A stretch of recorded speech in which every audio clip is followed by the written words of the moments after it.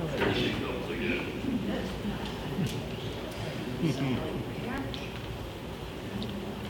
guess this is one.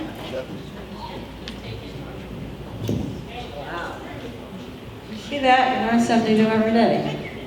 I really want to say how privileged I am to be here among such fabulous singers and be included in the entertainment.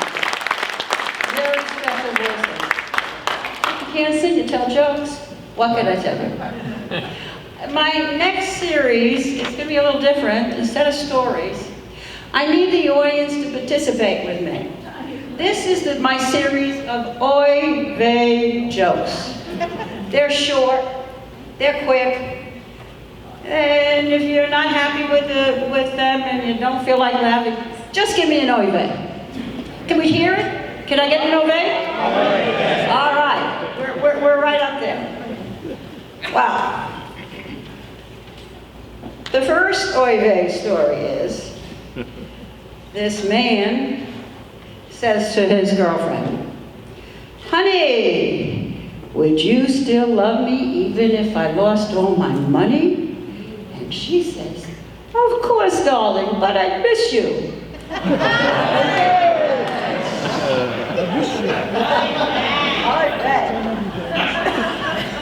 Then there's a story about this 80-something-year-old wife who says to her 80-something-year-old husband, "Honey, how about if we go upstairs and make some love?" He said, "You know, I can't do both."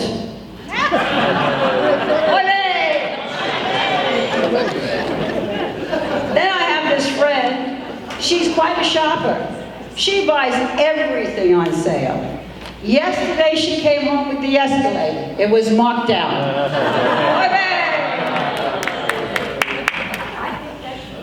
You know, it's getting close to Passover, and last year there was an article in the newspaper about these two bakers.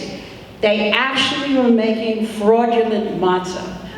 When they got in front of the judge sentenced them to 7 years in unleavened birth. All right. Now this one you really have to think about. You know, I was playing golf the other day, and I had this really cute caddy. I really would have liked to take him home. And I said to him, "Honey, how old are you?" He said, "I'm 28. I said, "The same age as me in Hebrew."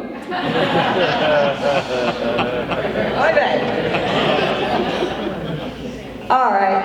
This is getting into a little bit more of an Easter story where this painter goes to church to confess that he's been putting water in his paint all these years.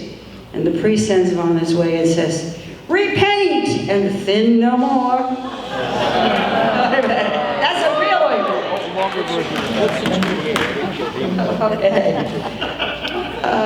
Right. Now what about this man who's hanging out with this lady for about 10 years? His friend said, "How come you never got married?" He said, "Well, she won't marry me if I'm drunk, and I won't marry her if I'm sober." What else? Well, oy vey. Okay. This guy goes to his trainer and he said, "You know, I really need to do a good exercise that I could attract the girls." He said, "What do you suggest I do?" He said, "You ought to try some pull-ups." He said, "Pull-ups?" He said, "Yeah. Pull up in a Jaguar, pull up in a Bentley." Well, I went through that series, but I have a special treat that I'd like to share with you tonight. Irving says I never give him the last word, but tonight I'm going to give him the last word. And he's going to do a little story about retirement, because I think all of us are either retired or on our way to be retired. So let's hear it for Irving. Irving, will you come up here and share the stage with me? Attaboy. That's Irving.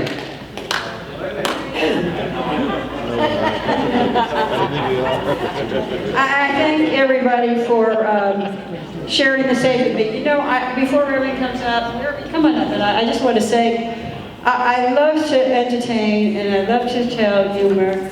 And I was brought up by parents who always loved a good joke.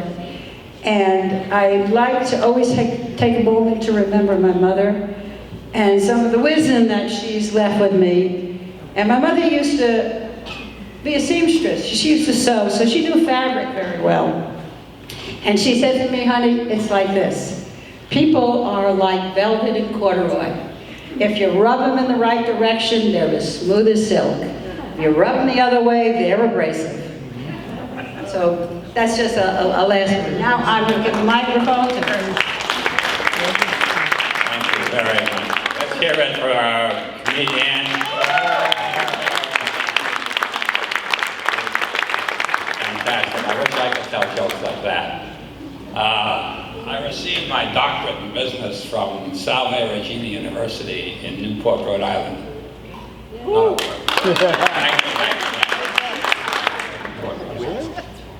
I wrote my thesis on retirement, and I thought if you give me a few minutes I could share it with you, and some of you have already retired. This might be able to help you nonetheless, and others who are not retired, this could possibly give you an idea of how it's going to be. So, ladies and gentlemen, I'd like to talk to all the men out there especially, who are coming up on retirement, or on retirement. I know it's a little scary to give you so many tips on what to expect, so you're ready for the big event. All your business life, you've been a go-getter, a real achiever. First one in the office every morning, last one to leave at night. You've toiled and sweat to build a business that was bigger and bigger. Yes, you have been driven. A man on a mission. Well, guys, once you retire, no more man on a mission. You're a man on an errand. Errands, that's your job in life. Now, where are you going to get your errands from? Your wife. Mostly your wife, because she will learn very quickly if you're busy, she's free. Now let me explain how you must handle all your little errands. Don't rush them. Make them last, drag them out, pad them so that they take much longer and seem much bigger, and more important, call it much ado about nothing. For example, one of your most frequent errands is going to be going to the cleaners. Your wife will always be asking, honey, take in the cleaning, or honey, pick up the cleaning. Take in, pick up, take in, pick up. Now listen closely, guys. You never take in and pick up on the same trip. That's two separate errands. That's much to do about nothing. Now another big errand is going to Publix. Your wife will have you doing a lot of shopping you never did before. Now Publix is a very big, confusing place. And I can see you wandering up and down the aisles looking for your Metamucil, your Grecian formula. Well, guys, I'm going to save you a lot of time and trouble right now. The prunes are on aisle 6. Now, once you've got all your groceries, you head for the checkout where you're going to find a long line at every register. Being newly retired, you're still in a hurry. And even though you have absolutely no place to go and absolutely nothing to do, so how are you going to pick the fastest line? Rule 1, do not, under any circumstances, get in a line with a little old lady holding her checkbook. Now, when you finally get to the register, there'll be a shriveled old man there about 4 feet tall and stooped shoulders, and he will bag all your groceries for you and put them in your cart and then offer to take them out to your car. Well, do not pity him or feel sorry for him. Never forget, he has something that you don't have, a job. Now there will be days when you'll have no errands. Don't panic. On those days, you will have a very important job. You will be the waiter. You'll wait for the cable guy. You'll wait for the plumber. You'll wait for the electrician. Now, if you're wondering what time they'll come, don't bother calling them. I can tell you right here and now that what time they'll be there. They'll be there sometime between 10 and 4. To which you might say, that's ridiculous. That's like a whole day. To which I say to you, you got something better to do? Hopefully they'll be gone by 4 o'clock. Because at 4 o'clock, you entered the nap zone. This is a retiree ritual with all the errands you've run today. You've earned a good nap. Also, you need to rest for the next retiree ritual. Dinner out. There's only one thing you have to worry about at dinner. Just hope that nobody asks you, what did you do today, Jack? Anyways, guys, I look forward to joining all of us busy retirees, and we'll see you at the cleaners, the drugstore, the post office, and I'll definitely see you on aisle 6.